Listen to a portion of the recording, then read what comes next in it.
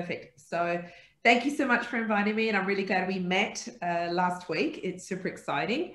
And so this presentation I'll be delivering, I actually delivered on Tuesday to a group of female entrepreneurs age 18 to 25.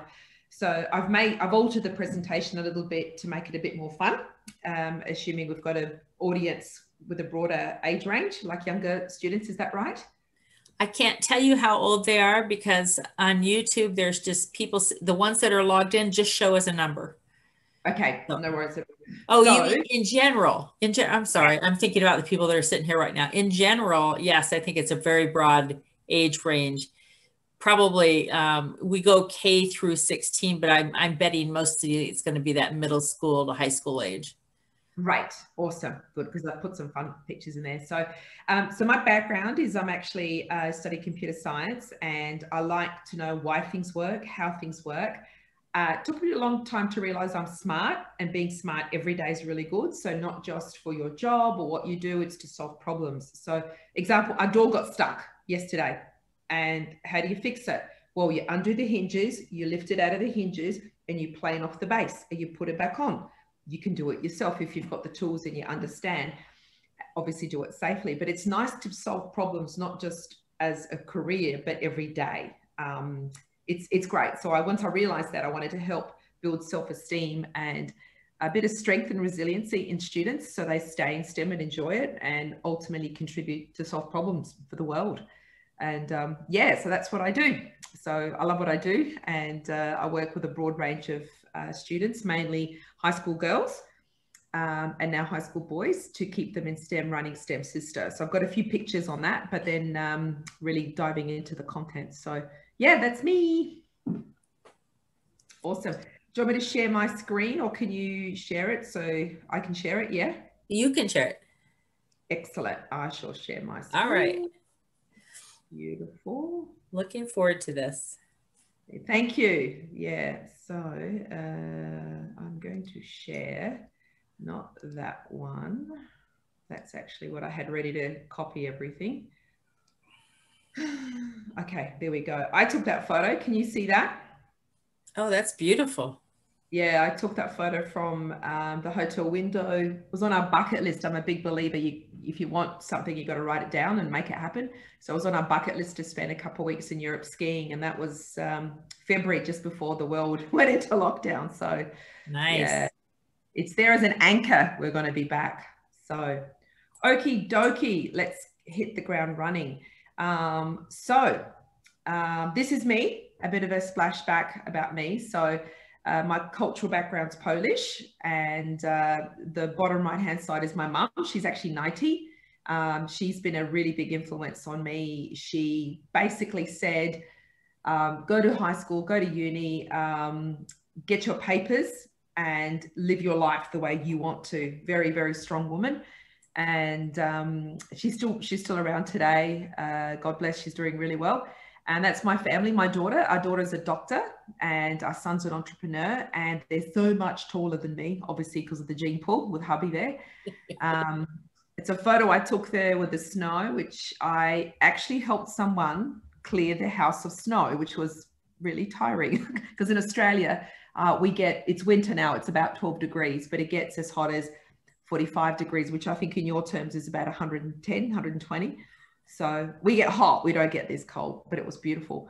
That's my national costume, and from the province my mum's from, and I set a goal this year that I'm going to learn to cook all the tricky stuff. So the dumplings, the Berliners, and to relax. I love creating flower arrangements. So nothing gives me more pleasure than going to a market and buying lots of bouquets and creating beauty and then giving it away. I love it. And Formula One, that's our latest absolute obsession. We just love all of it. You know, how they're improving the cars, the strategy. It's for us, when it's a weekend of Grand Prix, it's blocked out. It's pretty intense. I've always liked cars, so it's interesting. So my career map. So I've been working for about 31 years, and Telstra is the largest communications company in Australia. I got that graduate position as straight out of uni. Now, the other jobs, they're pretty big. They're pretty big deal jobs. So Motorola, BA Systems, a global defense company, Saab Technologies. Then I was the general manager of a not-for-profit, and now I run my own company. The reason I've got those little black bubbles there is because every single job, business, whatever, after the first one, I got because of my networking. So it wasn't obviously electronic networking, it was people. So staying in the technical arena, it's still obviously very important to have a strong network of people. And I've always had mentors as well, which I'll touch on. But at Motorola, a colleague that I met when I was at Telstra recommended me, and so on and so forth. So every job I had to get interviewed, but someone said, hey, this is really good, you should go for it. They found me. So even in STEM, it's so important to have a strong network. So my company, it's called STEM Fast Track. And the reason I created it is to give people skills and resilience to students and adults, but mainly students, so they stay in STEM, so they love it and they are able to be quite strong. And these are the sectors we work in: educators or teachers, families, industry, and students. So we're like a nexus, a crosshairs between them all, facilitating engagement. Some of the workshops we work in, we've been at schools, and the funny thing is, this is actually me. I don't know if you can see my cursor. I'm shorter than the average primary school kid. Industry events with teachers, very, very, very important to show teachers what's happening in industry. We also run tours of innovative spaces. That's myself and my team. And these girls have been through my program. So I actually actively recruit girls that have done my programs, that are doing great things to work for me to develop their people skills. So Summer is studying naval architecture. The other side of me is studying, Sarah, medical science. And Grace is actually studying to be an officer in the Army, and also international relations. So, you know, when I met them, the self-esteem wasn't as good and strong. They're always, you know, quite smart, but they needed a hand. So with the people skills they learnt, and they're just flying. It's a delight. STEM Sister. So here's a snapshot of some of the girls I've had through the programs, and we've gone national as well. So we were physically delivering face to face. And it's just such a privilege to meet so many gorgeous girls from all over the place. And we also have the equivalent for boys as well. But the difference is there with boys, I have boys, young men helping me deliver the program. And this is how we met, Julie. I posted this on LinkedIn. We're running our very first STEAM Summit. So that's entrepreneurship, science, technology, engineering, art or design and maths summit, where kids are encouraged to submit entries for creating solutions to current day problems. And they submit their solution, then they'll be judged, and then they'll be invited to present. So obviously, if they're here in person, but if not, then via Zoom. And we've got some pretty exciting prizes. So, and we've done this because our business structure is, there's myself, and I've got 5 on my team I employ. But I've got 6 advisors from industry and 6 advisors from education. And I basically ask my advisors from education, what do you need? These are principals, deputy principals, STEM leaders. And they go, kids can't do a show and tell. We're not opening up the schools anymore. It's missing. We need to provide something for them to showcase how smart they are, because they do these projects and so what, they get graded. Because of COVID, they're not exhibiting. And I said, well, what if we find a really big place and a reason for them to do this? And we have, so it's super exciting. Okay, let's get onto it. So who is your tribe? If you just take a moment to have a think about who your tribe is, and what I mean by the people you spend the most time with, okay? If you're a student, then it's obviously who you live with, but it's your school friends, it's people you hang out with, and your sporting friends. And for adults, it's very similar. It's your colleagues. It's not also just physically people you meet, it's also online. The digital influences are very strong. So, and you may recall as we were children, our parents would say to us, be careful who you hang out with, because you'll become like them. And that's actually really true for good and for bad. So if you've got friends that aren't really good influences, they'll have that detrimental effect. But if you've got positive ones, then they'll have that positive effect as well. I remember when I was a sprinter as a child, and I remember I wasn't as good as these twin girls. they were brilliant. They had talent. But then I remember in year 10 or 11, they were about 16, they didn't do well. They started smoking and stuff. And I didn't. I just kept consistently practicing every morning, every day. And I would start beating them, and they got really angry. And I thought to myself, well, I'm consistently doing the right thing, and that pays dividends. It's not comfortable sometimes. And they chose not to. And that's the same when you're an adult. So it's important to make sure that you have the right friends, because they can encourage you to do the right thing, like study, eat the right things, think the right things to a degree, because you just can't help but it rubs off. So let's think about who is actually part of your tribe now. So whoever's participating, if you want to take a minute just to think about who, if you were to do a diary, okay, a diary of the week, who you spend a lot of time with, who would the top 5 people be? Who would it be? Mum, dad, your partner, siblings, school friends, uni friends, sporting groups, people online you actually follow, like they're contributing to your space. For Julie, you and me in particular is who we choose to follow on LinkedIn, which no doubt will be STEM influencers and educators, and things like that. So let's just, if you just take a moment to write down who is in your top 5. Okay, these are the people that you spend a lot of time with. So I would play some music. So it's me. That's the music. That's too much pressure.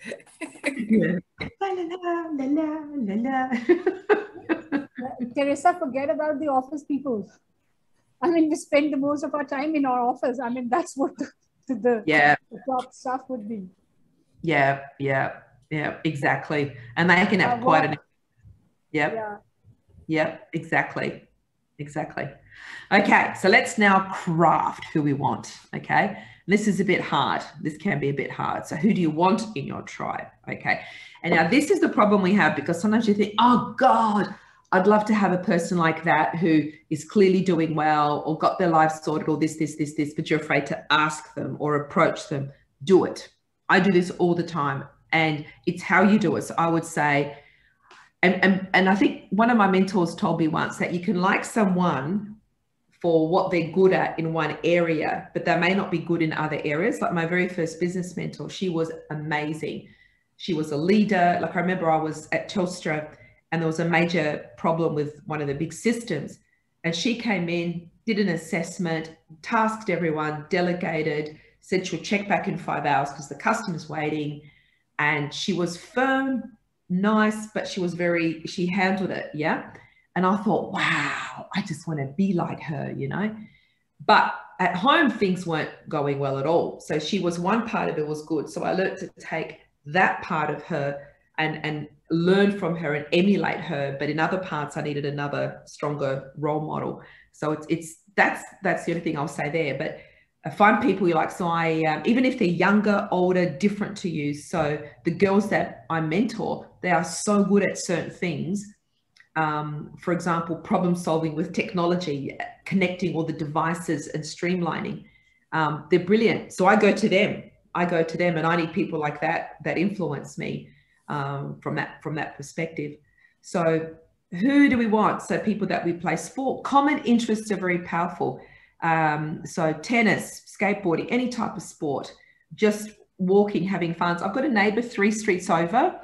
We're very, very different, but we like to walk. And we call it walk and talk. So we meet halfway between our houses and we just power walk. We give it 45 minutes, that's it. Or might be a sport, might be just bike riding or walking, like intentional walking through trails, or swimming. Maybe you want to actually take up a sport to get extremely good at it. One of my girlfriends, she's in her 50s as well, and she wants to do competitive weightlifting. So she's joined a gym where there's people that lift because they want to lift, not because, you know, wow, look at me, they're serious. So her ecosystem she's created is people that are similar to her, and it's really having a positive effect. She goes there obviously for herself, but she's committed, and she told them she's coming. And so again, just examples. And remember, the people you start with, for the students that are listening, watching, you have them as friends, but you may outgrow them. So, and that's okay. They may be in your life for a season, but they don't have to be there the whole time, because you change. My daughter, for example, had a dear friend in high school, and now that they're adults, they have different interests, and she misses her. But when they reconnect, the different perspectives, and that's okay. Can I stop you and ask you a question now? Please.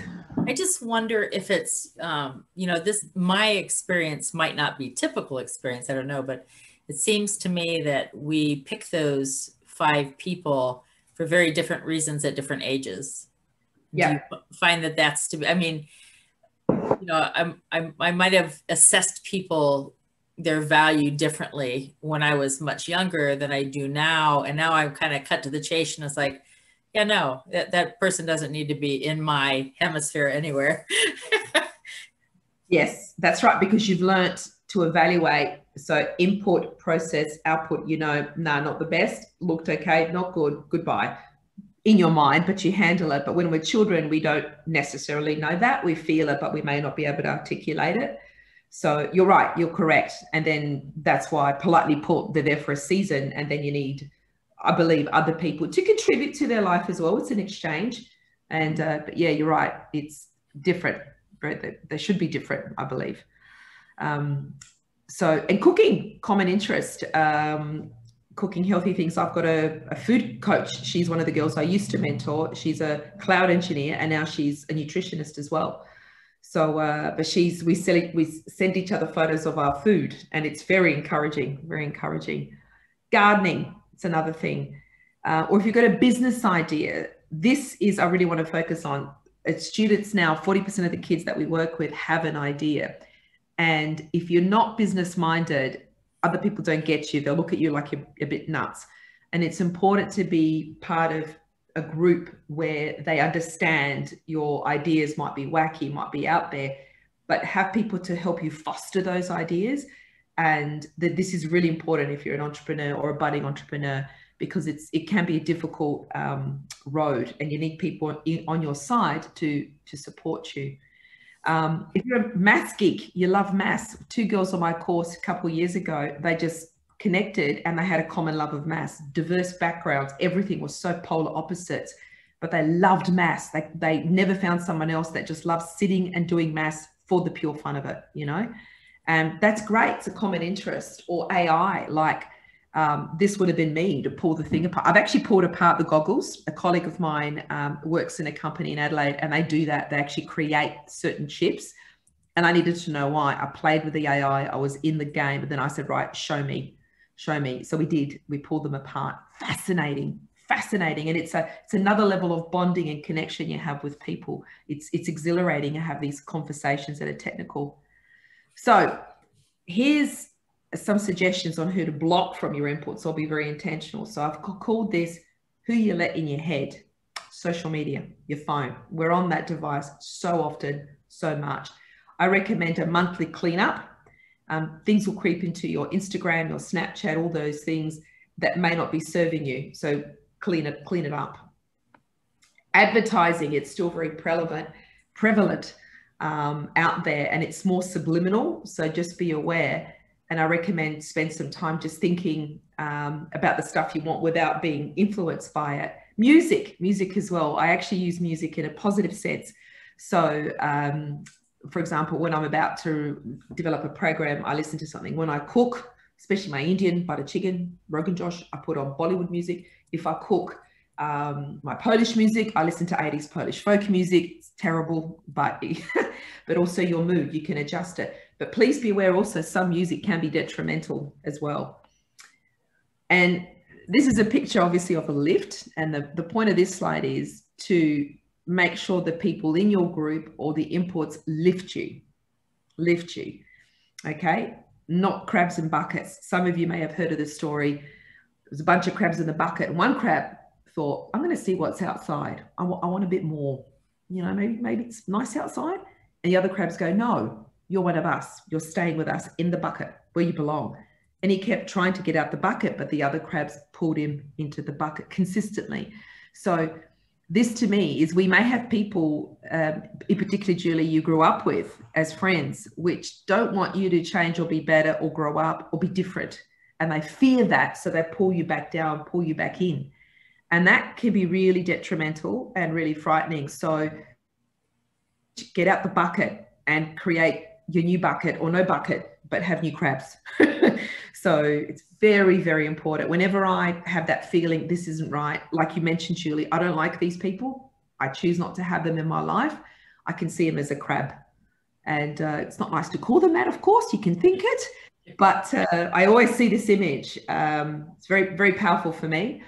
And sometimes we can overthink things, especially if we're smart in the STEM space. A lot of scientists and engineers will think, when I see problems, I think problem and if then else diagram, like code for real. Then I try and come up with 3 different solutions. But sometimes you can get stuck in an iterative loop, and it's called ruminating, just over something. So it's, the way I see it myself is, choose who you listen to. So it's almost like you got 2 voices in your head. Listen to the happy voice, the puppy dog, the one that's saying, you can do this, you got this. You know, if you're an entrepreneur, or if you've got some science puzzle to solve or a math problem, you got this. And I've actually got symbols around my house and my office and places. And it's from a book called You Got This. And I just go, yeah, I got this, you know? And again, how can you solve it? Because we all have the negative, angry dog that sometimes the voice is louder, but it's important to listen. It's almost like you turn down the grumpy one and you turn up the volume of the happy one. And this is representative of social media and music and crabs. So it's all of it, but it's your head. You're there for most of the time, all of the time, listening to you. So create a happy space there and have some belief in yourself. You know, you've come this far, you've done some good stuff. I can do better. Someone once said to me, you haven't come this far to only come this far. And I'm like, whoa, yep, I can do more. I can do better. What else can we do? And yeah, it's just stuff like that makes me think. And people like, Julie, what you're doing is amazing. I love it. And I'm thinking, damn girl, look what she's doing. Look how big it is. I'm going to double my efforts. I'm just so inspired. So, you know, you're definitely in my bucket, and I like you in my bucket. So, and focus. So when you do decide what to do, have that focus, which can be difficult. And the reason I've chosen this slide is have a piercing focus on what you want, and then dull out the rest of it, dull it out. So it's not as loud, if you like. A clear plan, brainstorm, use your tribe to help contribute. I always go to at least 5 people when I have an idea, and I tell them, I've got this idea, what do you think? And I listen, and these people I trust, and inadvertently they go, you know what you should do? I'm going to tell me. Now that doesn't mean I will listen. It means I can. But remember, it's my life, my decision, my business, my consequences. But I listen, and then they come up often with better stuff. But I have the gumption, the bravery to go, oh, what if we do this? And then others will contribute. And share with your tribe. And this to me is really important, because having people intentionally in your life and then keeping them there is important. So give them and then give back. So it's like an exchange, if that makes sense. So how do they need help? So I do a lot of pro bono stuff, helping new entrepreneurs, because I know it can be hard. And they in turn say, look, you know, I spoke with those entrepreneurs on Tuesday or Wednesday, and they go, well, with this summit you're running, how about I get a whole bunch of entrepreneurs to help you run it? Awesome. And it's just like, and then you learn from each other. It's almost like, you know, you help them, they help you, and then you both, it's, you know, 1 + 1 is 20, you know, you both, everyone learns from it. And this to me is a very important slide, The Compound Effect by Darren Hardy. I saw this years and years ago, and it reminds me in the quiet of the night when you've got to do stuff, that consistency is very, very important. Talent's good in getting places and achieving things, and it does get results, but to keep you there, consistency. So daily decisions, the right decisions will take you on a upwards trajectory. No change will give you no change. So you can't be surprised or disappointed. And then negative changes, like the girlfriend who was the twins that were sprinters as I was, started taking negative behaviors and habits. their times dropped. They did not make it to the athletics finals, to the track meets. They did not, but I did, because I took the consistent one. So consistency is very important. Now, who would you change if you could have anyone in your group? Who would you change? I bought this book about how to improve your brain, and I loved it. I've read it and I'm reading it again. And I thought I would love to speak to this woman. I found her on LinkedIn. I sent her an email. We've had a Zoom call, like OMG, who would know, you know? And she was just chuffed that I reached out to her. And she's incredible, incredible. And I just want to know more. But who would answer my email? I thought if she does, great. If she doesn't, she did. So, you know, but I wouldn't say she's in my 5, but I was proud of myself for being just a wee bit brave to now discover an author who is a brain specialist about, oh my God, all this stuff. It's just fascinating. It's fascinating. So, and now I want another scientist in my, you know, not my immediate 5, I would say my tacit 5, but why not? Why not? So who would you like in your 5, and what would you change? Would you clean up your phone? Would you clean up what you've got around you? Like, I've got my goals I'm looking at, really cute pictures of things I want, because pictures really trigger my emotions. How would you change your inputs? How would you still drive with the radio to and from work? Would you put a podcast on with people that are interesting and innovative? I don't know. It's up to you.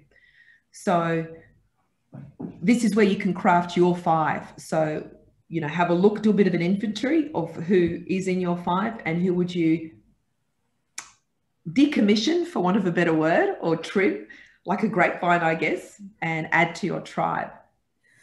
And if you give yourself a bit of permission to be brave, like if I had a magic wand. So I love to Anthony Robbins and Jim Rohn and all the thought leaders. But there's also some other more local, interesting ones that are popping up. So I've reached out to them because I want to know how they overcame, what they're doing and what drives them. And I'm now reaching out directly to them and I'm like, oh, I'm so glad I did. So that was my magic wand moment. So, and then creating, sorry? That's okay. I'm sorry. I didn't mean to interrupt. I thought you were finished. I was just going to say, now you have to come back in October for my list of questions that I have, because we used the whole half hour and it was fabulous. It was wonderful. I do want to just say this one. Yeah, one of the things that as you were going through talking about people on the internet and stuff that you want to take off, some of those voices seem like they're everywhere, but it's not. It's just they're louder than everybody else. Yeah.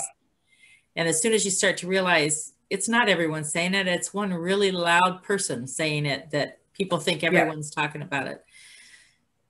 But unfortunately, we don't have time to keep going because I have a whole bunch of questions. So we're just going to have to meet outside of this again to talk about it. And 3 of us, we are surely going to be having another session. Because there's a lot of stuff. In fact, this is my genre. I'm a student of mind sciences. This is a neuro-linguistic practitioner. So this is whatever Teresa was saying is actually. So Teresa, definitely, as Julie said, we are going to be meeting again because if we'll just start, thing is going to be killing us, and the next presenters are definitely going to be hitting us hard. But I just want to add one thing, that the famous quote of Maulana Rumi, and he said, "What you seek is seeking you." So that's what the whole essence of all this, making your tribe and not making your tribe and choosing your tribe and letting people out of it. It can be sometimes a simplest of the person around the corner of a street that you can be having in your tribe and not necessarily be having. I mean, the magic wand again, it's all about how you see yourself within yourself and what you want to be and what path you have chosen for yourself. It starts within yourself. And it's going to be leading you until unless you know yourself, it cannot take you anywhere else. So beware of what you seek is seeking you. Julia, I think we should move on with Teresa, and wonderful slides.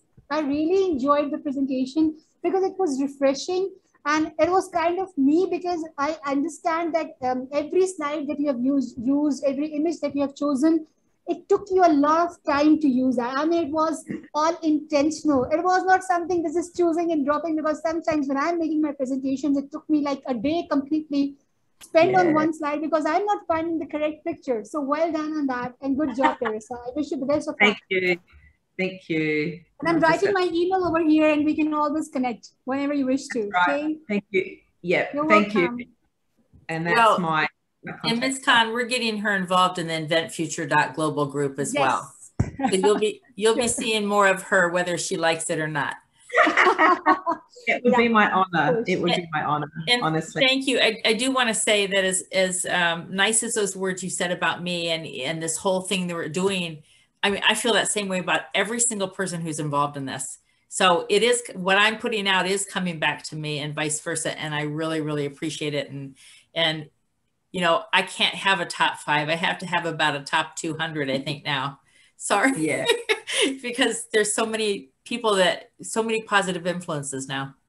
Yeah, that's wonderful. That's what the best part of life truly is. I mean, you pick, as just Teresa just mentioned in the beginning, you pick and choose. You get inspired by one of the things and you feel like, okay, this is inspiring. I should start building upon it. I should start connecting that reputation within myself. So that's what the beauty of life is, connecting more people and then learning from them and then improving yourself. It's all about improvising and improving within yourself.